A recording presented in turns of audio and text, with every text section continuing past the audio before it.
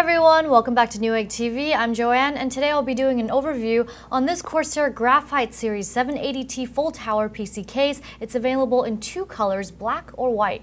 Here's a 360 look at this case. Let's go over the dimensions first. It measures 288 millimeters or 11.3 inches wide by 602 millimeters or 23.7 inches tall and 637 millimeters or 25.1 inches deep, and it weighs in at 11.2 kilograms or 24.9 pounds. So here's a look at the front of the case. It's kind of got this hooded design with rounded corners, which is not something I see on typical cases, and you get two 5¼ inch drive bays as well as mesh filter beneath that for your airflow.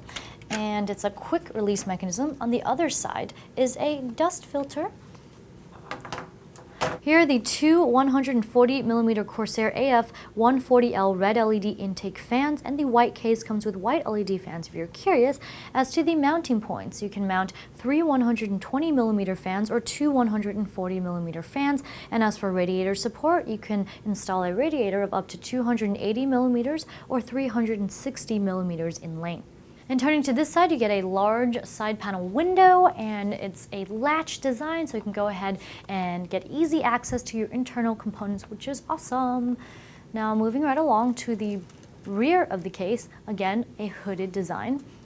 And you get a pre-installed 140 millimeter fan. This is again the Corsair AF 140L exhaust fan this time. And you also get a mounting point for a 120 millimeter fan. As you can see, those fan slots are the long kind, so you can go ahead and orient your fan up or down depending on where you wish to direct that airflow.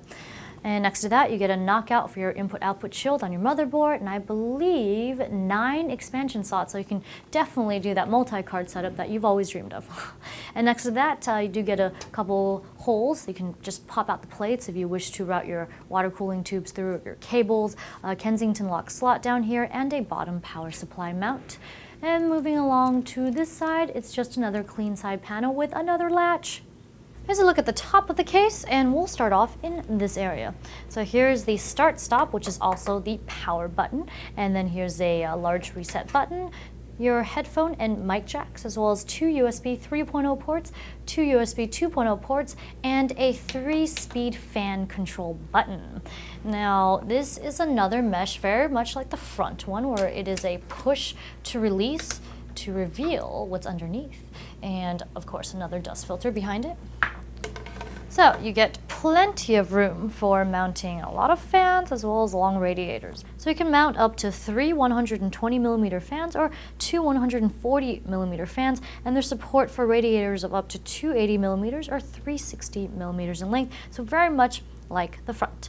Now let's go ahead and move it along to the bottom of the case. On the bottom, you do get these raised feet as well as plenty of this rubberized padding to help improve the airflow as well as reduce noise and vibration.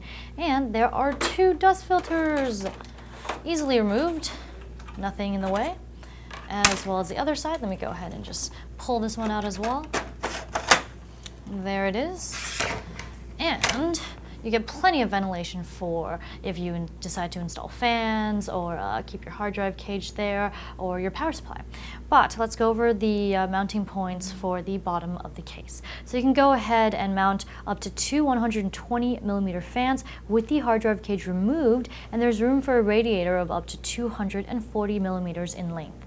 Here's a look at the right side of the case. Let's remove the latch side panel first, and here we go.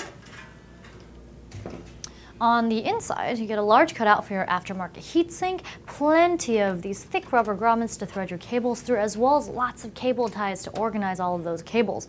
Now then, oh, there's also a really large hole on the bottom here to thread your cables through. Let's take a look at some of the connectors. Wow, that's a jumble of lots of connectors.